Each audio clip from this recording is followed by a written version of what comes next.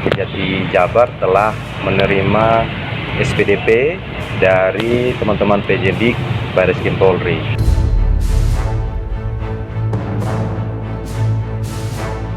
Kami sangat mengapresiasi Kejaksaan Tinggi Jawa Barat yang merespon. Klien kami sebagai warga negara yang baik sudah siap hadir jika ada panggilan resmi dari Bareskrim.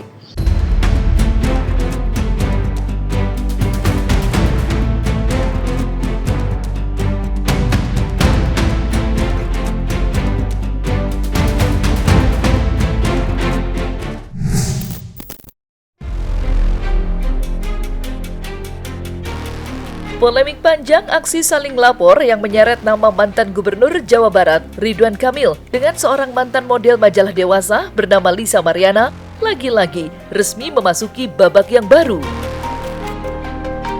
Pasalnya, laporan dugaan pencemaran nama baik yang dilayangkan oleh Ridwan Kamil kini telah resmi naik ke tahap penyidikan.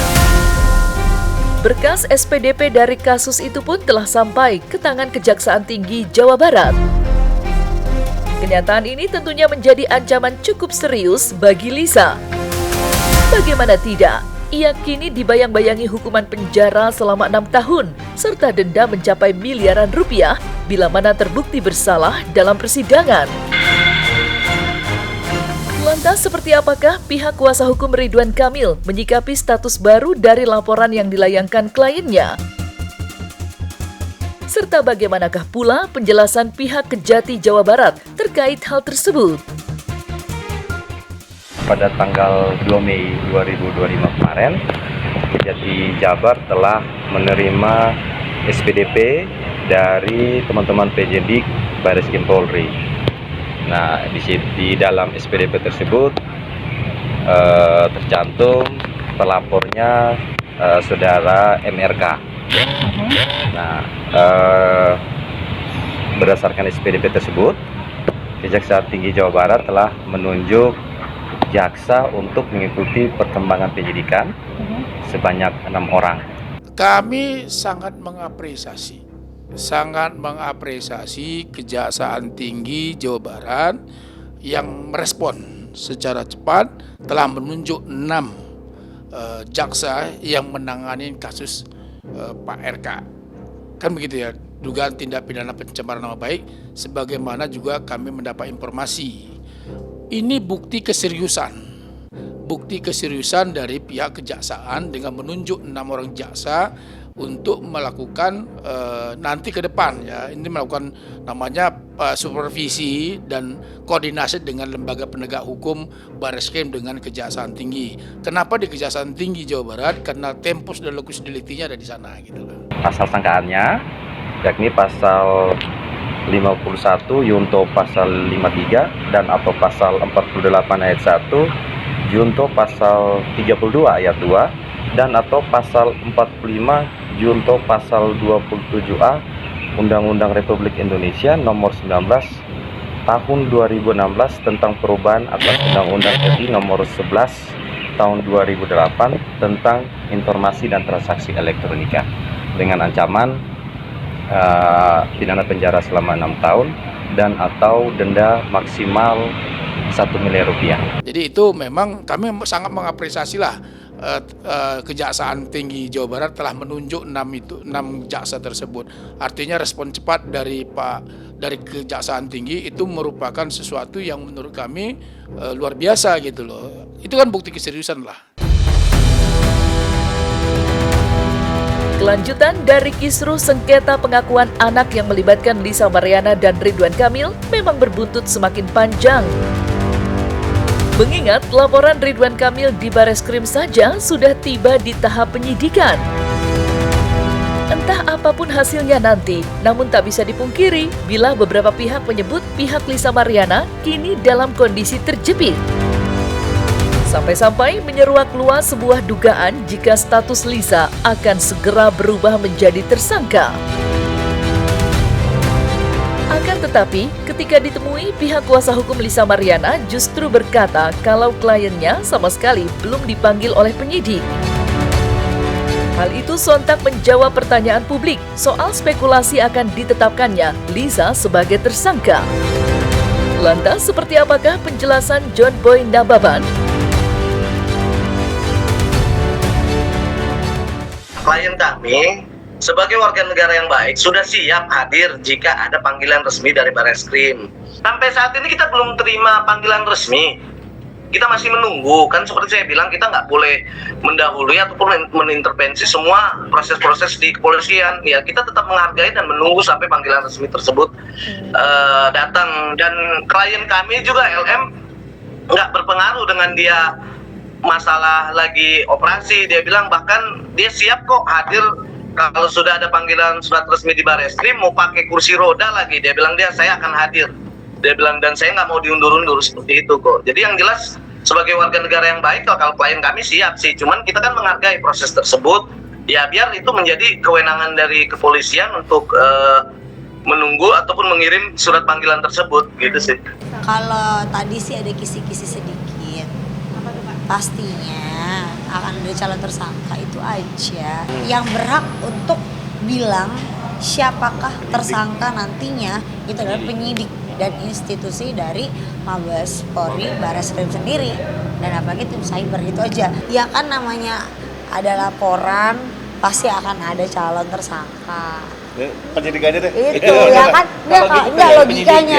Tapi kan nggak tahu siapa gitu. Jadi biarkan penyidik saja yang bicara karena kita tidak tahu siapa juga. Biarin aja mereka berstatement apapun ya terserah lah, itu kan dosanya mereka sendiri. Yang jelas kan kita selalu penuhi kok dan kita menghargai semua proses-proses nanti di kepolisian. Emang belum ada panggilan terus mau gimana, kita kudu piye gitu loh. Ya kita harus menghargai dari kepolisian lah, menunggu. Bukan ada niat untuk menghindar ataupun mengundur-mundur nanti pada saat ada panggilan resmi dari Bareskrim. Kan seperti saya bilang, klien kami sebagai warga negara yang baik sudah siap hadir jika ada panggilan resmi dari Bareskrim. Nggak boleh kita mengintervensi atau memaksa atau mendahului proses di kepolisian, nggak boleh. Ada semua proses-prosesnya itu gitu loh. Menurut saya itu kurang etis saja. Karena kewenangan itu kan mestinya ada di penyidik ya. Sehingga kita mesti harus tahu batasan-batasan mana yang merupakan kewenangan kita untuk bisa disampaikan kepada publik, mana yang tidak perlu karena itu merupakan kewenangan daripada penyidik. Nah itu yang mesti harus sama-sama saling kita jaga. Karena teman-teman penyidik juga selama ini kan seperti itu. Mereka juga sangat menjaga sekali harga diri mereka, kemudian profesionalisme mereka, kemudian menjaga batasan mana dia bisa menyampaikan, kemudian batasan mana lawyer bisa menyampaikan. Nah maksud saya jangan sampai kemudian kita bablas juga, bisa menimbulkan overconfidence yang pada akhirnya berdampak buruk. Karena bisa aja teman-teman penyidik dia bisa merasa tersinggung, tapi yang mudah-mudahan tidak lah. Karena belum ada, mungkin baru pemeriksaannya, baru lidik ya, belum naik ke tahap penyidikan, terus buru-buru sudah digembar-gemborkan seolah-olah sudah jadi tersangka dan sebagainya. Ya saya kira ya terlalu cepat lah.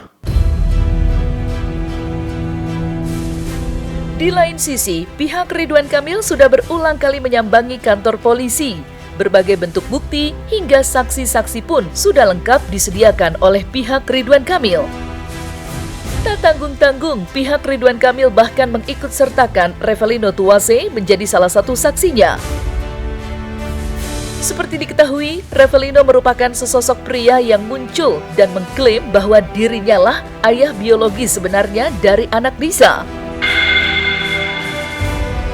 Dan ketika ditemui, kuasa hukum Ridwan Kamil pun membeberkan bila ia memegang sebuah alat bukti valid, termasuk diantaranya terkait kelahiran dari buah hati Lisa Mariana. Lantas, mungkinkah pihak Ridwan Kamil akan siap untuk menjalani pemeriksaan tambahan bila diperlukan? Pak RK kan sudah dipanggil. Ya nanti kalau memang ada diperlukan lagi pasti akan dipanggil lagi. Untuk sementara ini menunggu ya LM nanti akan dipanggil. Kapan waktunya itu kewenangan Bareskrim, kami tidak bisa mengintervensi. Sekali lagi kami tidak bisa mengintervensi, tetapi yakinlah bahwa setiap pelaporan itu dikerjakan secara profesional oleh pihak Bareskrim. Bukti-bukti kan ada di Bareskrim. Mabes Polri. Nanti semuanya kalau sudah lengkap, tentu pihak penyidik melakukan gelar lah, yang namanya gelar perkara, kan begitu. Nah, nanti itu kewenangan penyidik, semua kan sudah diperiksa, termasuk juga dengan saksi-saksi lainnya. Dokter rumah sakit juga sudah diperiksa. Kami dapat informasi juga nanti dari pihak rumah sakit lainnya juga diperiksa. Saksi ahli pun bahkan diperiksa juga nantinya untuk menguatkan dugaan pelanggaran tindak pidana pencemaran nama baik tersebut. Yang kami dapat informasi terkait dengan kelahiran daripada ZA tersebut. Kelahirannya kan tanggal 22 Januari 2022. Nah, tentu salah satu yang kami dapat informasi ya sejauh mana terkait dengan kelahiran tersebut. Kalau orang lahir 36 minggu normal atau tidak, kan begitu. Nah, tentu jawabannya yang kami dapat informasi yaitu ada di penyidikan ya. Tapi itu silakan nanti ditanyakan sama penyidik. Tapi kalau kelahiran 36 minggu itu tentunya secara kasat mata atau secara yang kami baca secara kedokteran itu normal. Nah, kapan mulanya kehamilan itu juga ada aturannya dari sisi kedokteran.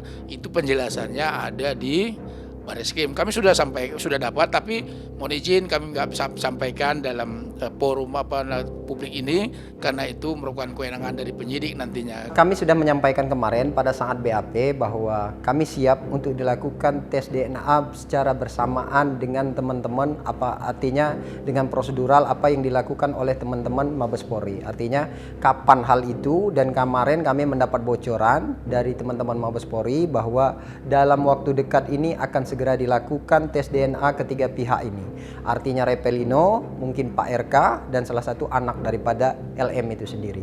Klien kami kemarin pada saat di BAP artinya ada beberapa pertanyaan tambahan. Pertanyaan tambahannya adalah mengenai apakah siap untuk bersumpah terhadap semua keterangan yang dituangkan di dalam BAP tersebut. Artinya klien kami secara tegas menyampaikan dia siap untuk dilakukan sumpah. Pertanyaan berikutnya, nggak apa-apa ini sedikit kayak bocorkan ya, penegasannya aja, bahwa apakah siap untuk dilakukan tes DNA. Klien kami juga menyampaikan dengan senang hati, bahkan itu yang ditunggu. Klien kami siap untuk dilakukan tes DNA secara bersamaan. Sementara itu, pihak Lisa Mariana sendiri sudah mengambil langkah hukum dengan mendaftarkan gugatan perdata terhadap Ridwan Kamil. Dan sidang perdana gugatan perdata itu pun sudah diselenggarakan, tepatnya pada tanggal 19 Mei 2025 kemarin. Kala itu, Lisa Mariana hadir beserta tim kuasa hukumnya. Namun sayang, aksi yang sama tidak dilakukan oleh pihak Ridwan. Ya, mereka memilih tidak hadir lantaran adanya hal teknis di kalangan tim kuasa hukum. Hal itu tentunya memancing kekecewaan dari Lisa Mariana yang digadang-gadang sudah menantikan pertemuan itu. Lantas, seperti apakah pihak kuasa hukum Ridwan Kamil menyikapi kekecewaan Lisa? Ya kan nggak harus ketemu, ngapain harus ketemu gitu loh, kan sudah diwakili pengacara. Kan nggak harus ketemu gitu loh, kan ini perdata gitu loh, bukan pidana bos. Ya kan sudah dilimpahkan ke kita. Nah, tentu nanti sidang kedua kita akan hadir karena ditunjuk sebagai kuasa hukum. Nah, terkait nanti mediasi nanti kita lihat seperti apa. Di mediasi pun itu diberi ruang juga bahwa para pihak dapat menunjuk kuasa hukum untuk menghadiri mediasi. Nah, tetapi nanti itu ya kan prosesnya masih lama nih. Ya kecewa, harusnya kan hadir. Kalau bicara kecewa, kita kecewa.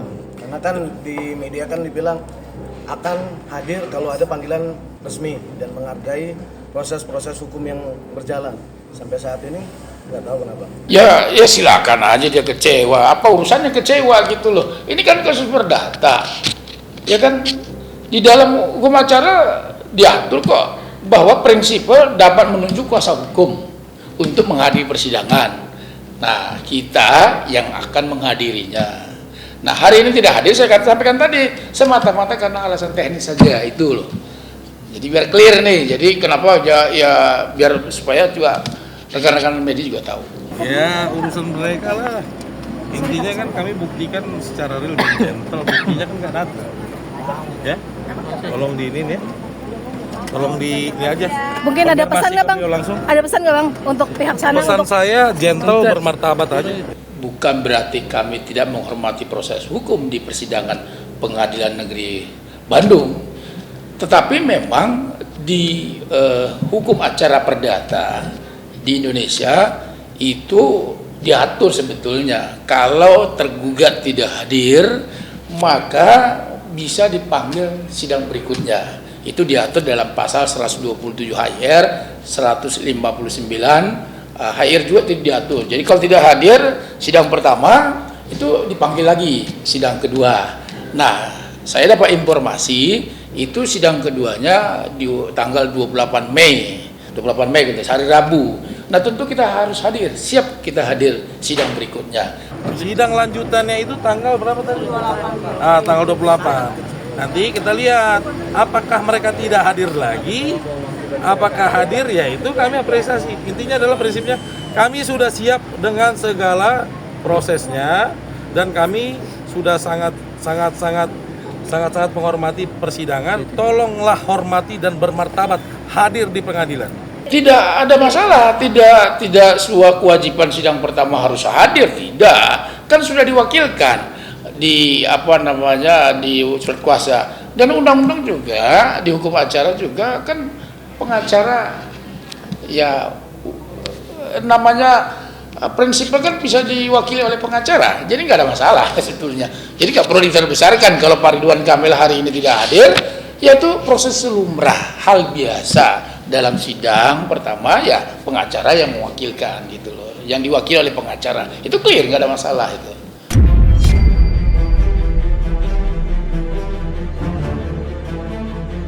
Nah, selesai sudah Cumi Lovers. Jangan lupa untuk like, subscribe, dan juga share channel YouTube Cumi Cumi.